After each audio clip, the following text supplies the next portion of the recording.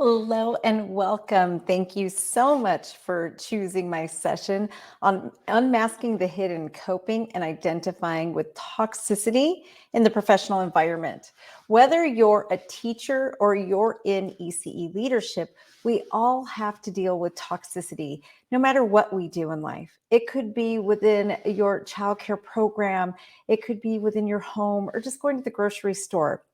And we are all familiar with overt toxicity that is just apparent and obvious, like the gossip that we have to deal with, people talking badly about each other, or just treating people rudely.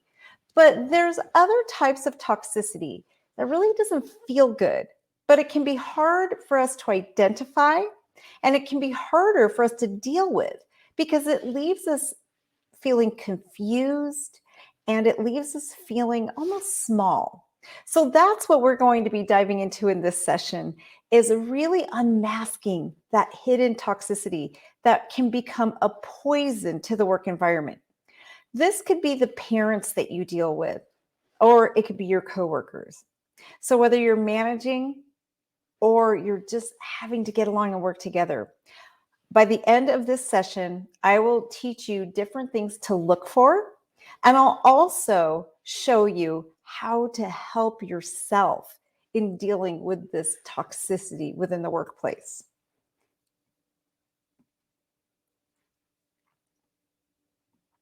So before we get started, I'd like to introduce myself. It is nice to meet each one of you, and many of you have probably already seen me before. My name is Evelyn Knight. I am the founder and CEO of Childcare Business Professionals, which is a company that really empowers private childcare programs to become the best for the children and the best businesses. I'm the host of the Childcare Business Coach podcast, and I'm a childcare center owner. I have worked every single position in a childcare center.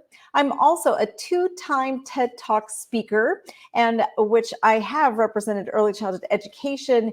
My goal is to really inform the world on why ECE is so absolutely important and why the work we do is the most important work in the world. It's something I believe with all my heart, and I do believe that we can change the world through early childhood education, which is why I am leading the charge in the ECE revolution in order for us to make the world a better place through teaching young children the competencies that they need to be the best that they possibly can and to be loving, gracious adults. And you, as the adults in their lives, can help them become that. So dealing with toxic people is something that these children have to deal with. It's something that's developing within the first 5 years of life. So helping you to really empower you in identifying will also trickle down to the children. The better that you can show up for them, the better off they'll be. And protecting your mental health from toxicity is very, very important. For those of you leaders who are taking this course, I want to really caution you. A healthy person is not going to last in a toxic environment. Hear me loud and clear.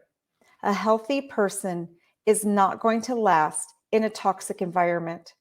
So if you are allowing toxicity to run rampant in your center, whether it's covert or just obvious, your healthier teachers are going to feel uncomfortable, and they're probably not going to stick with you. Teachers, I'm sure that resonates with many of you. That toxicity is so hard to deal with. So I'm going to show you how to help you and really for you to stand in your power. You may love the program you're working with, and maybe your management isn't supporting you in dealing with this toxicity, but you can stand in your own power and take charge in these situations. You don't have to deal with it, and you can do it with kindness. You can do it with grace. And that is something I really want to just drive home before we even get started. I did a podcast episode, which is also live on my YouTube channel, that talks about the difference between being a kind person and being a nice person. Many of us who are subjected to toxicity and the abuse that can come with it are usually very nice people. A nice person can allow themselves to get walked on, right? But a kind person does not allow that for themselves. It is kind to be honest and truthful. There was a period in my life that someone showed me kindness by telling me some really hard things that I needed to hear. I was told to my face that I wear masks and that I was fake and that I was robbing the world of my true self because I couldn't step into who I really am.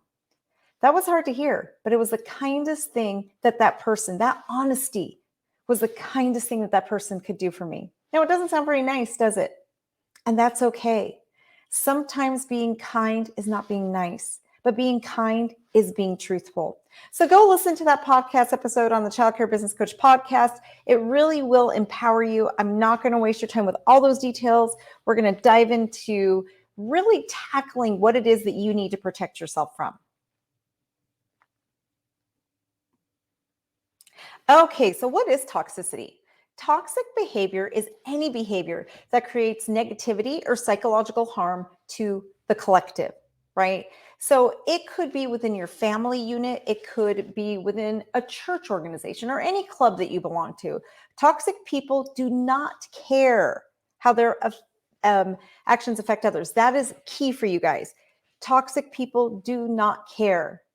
They are very self-centered.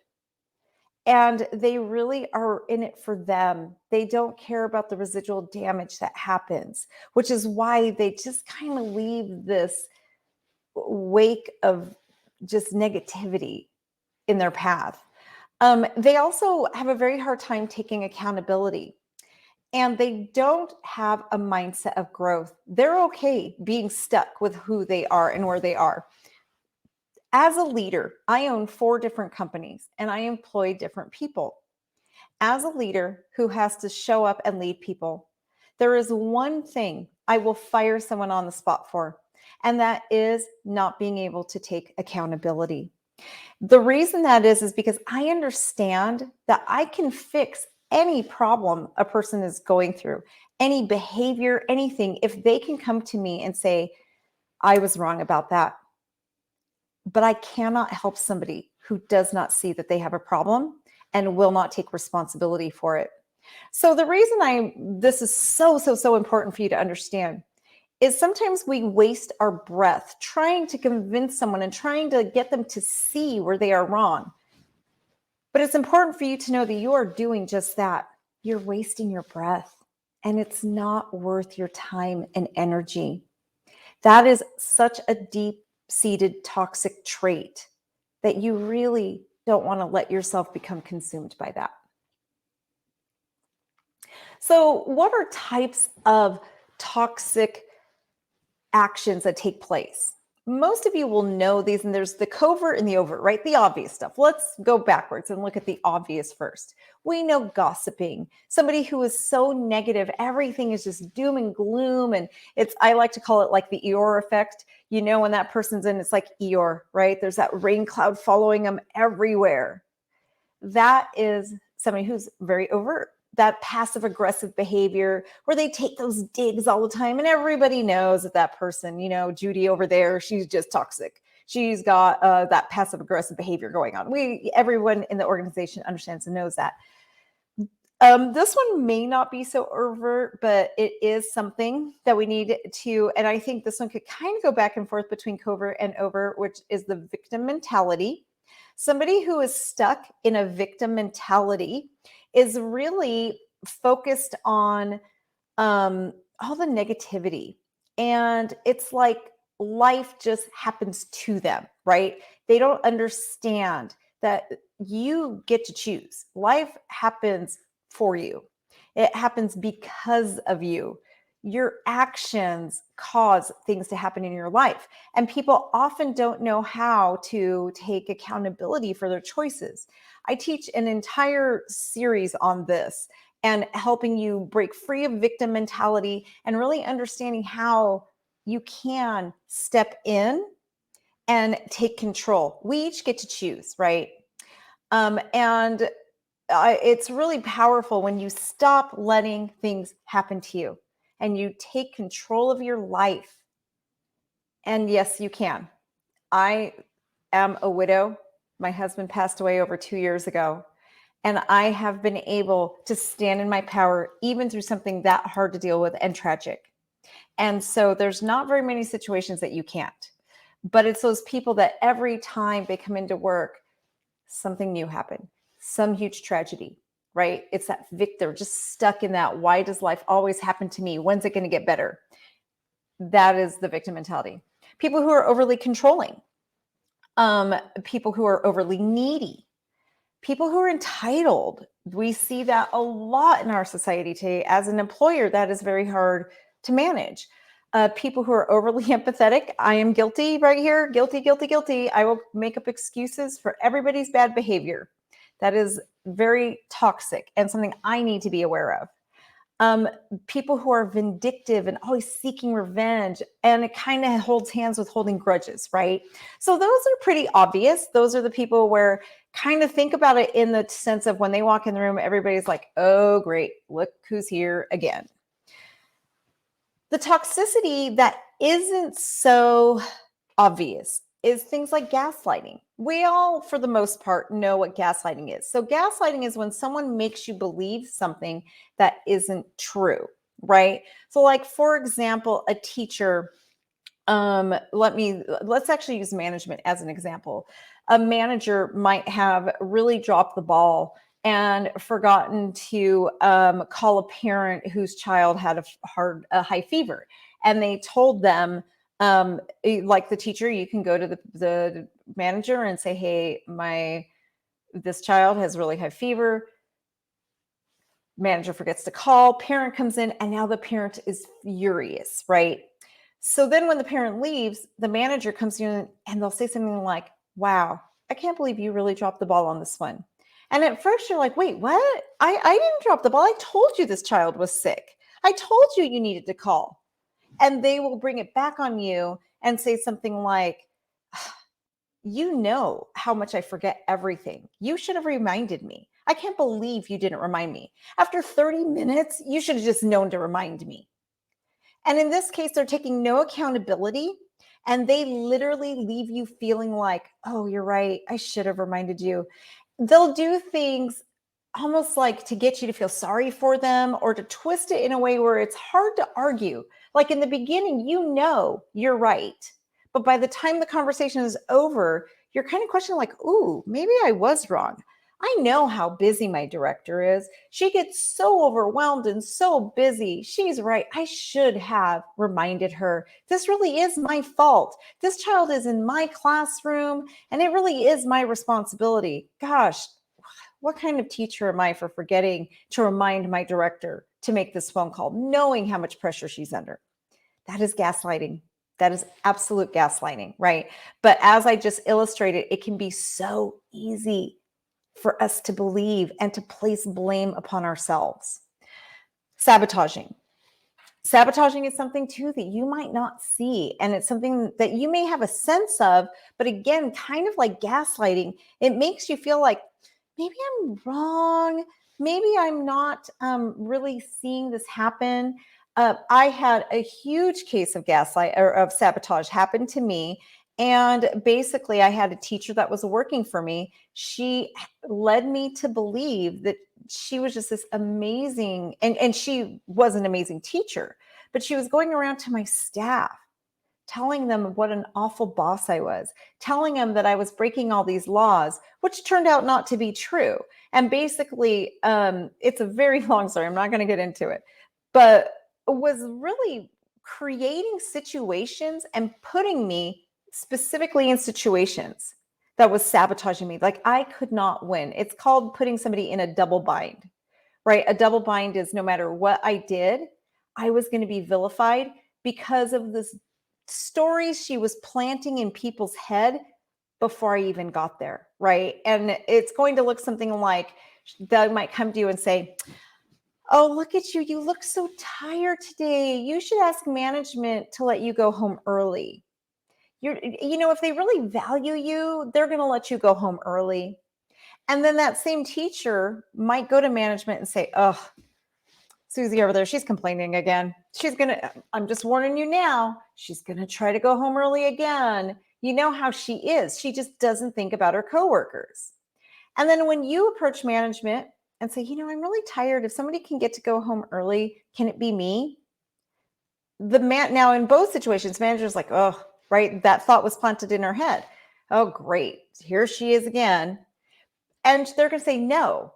And maybe even have some kind of like snarky response. While Susie here is like, oh, wow. Mary was right. They aren't going to let me go. They don't value me.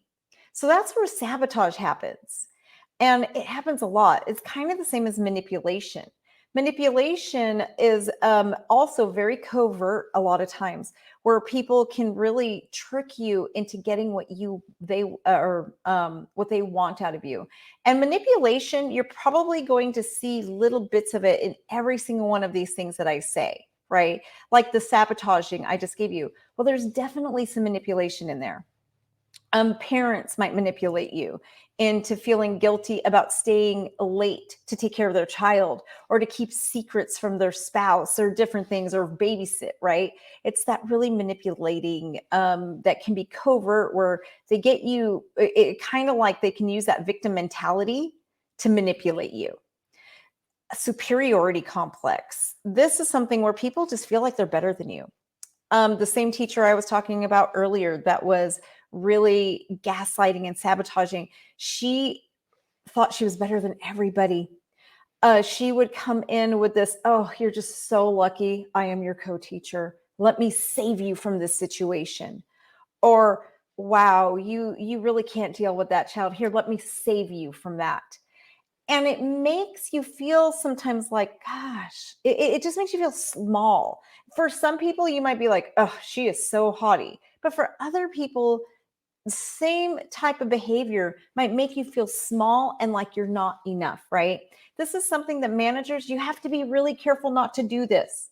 Do not have the superiority complex. It's really this fine line over staying professional and having that leadership over your staff, but not separating yourself in a way like you're better than them, right? It's very toxic. That's self-centered.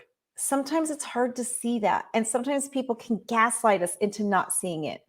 Being destructively critical, always looking for the negative, right? Always criticizing.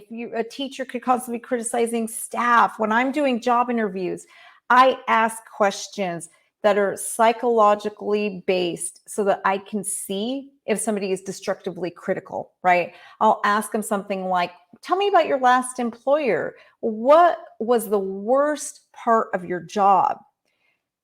And if they just go off, then they're destructively critical. The need for power.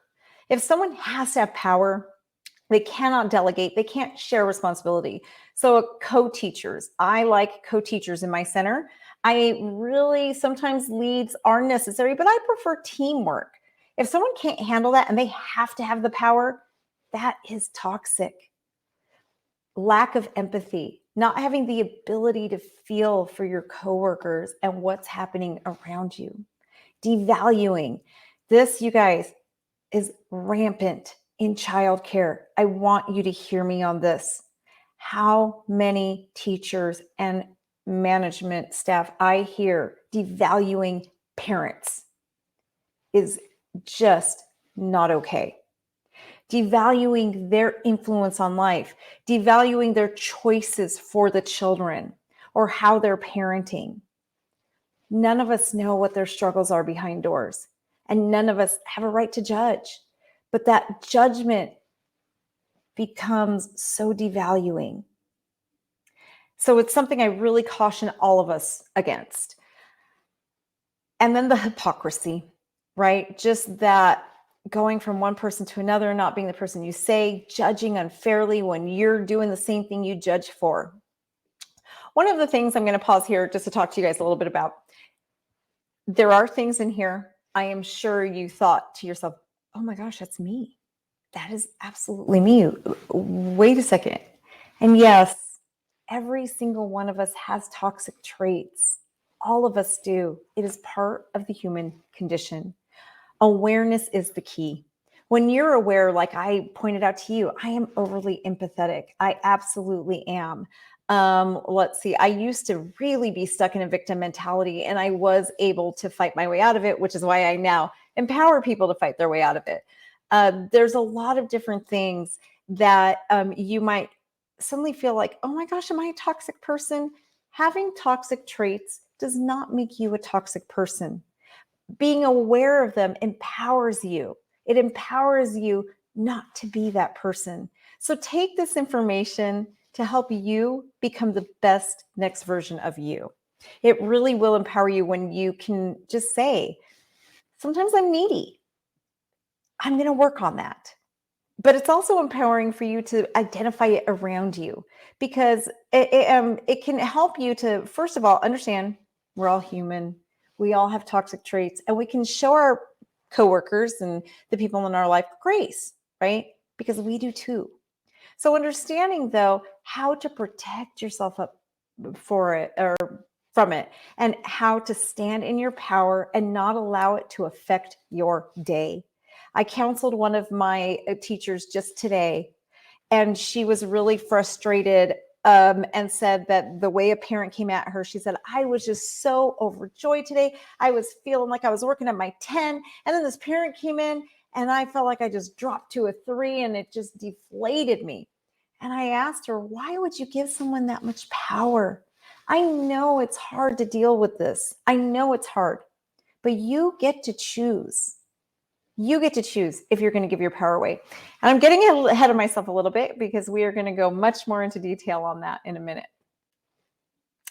So the core of toxicity is a lack of emotional intelligence. Luckily for us, that is what we do in early childhood education. If you are in a high quality program, then your centers should be revolving around enhancing the children's emotional intelligence, right? And I began this by telling you, we are literally helping children learn right now not to grow up to be toxic people.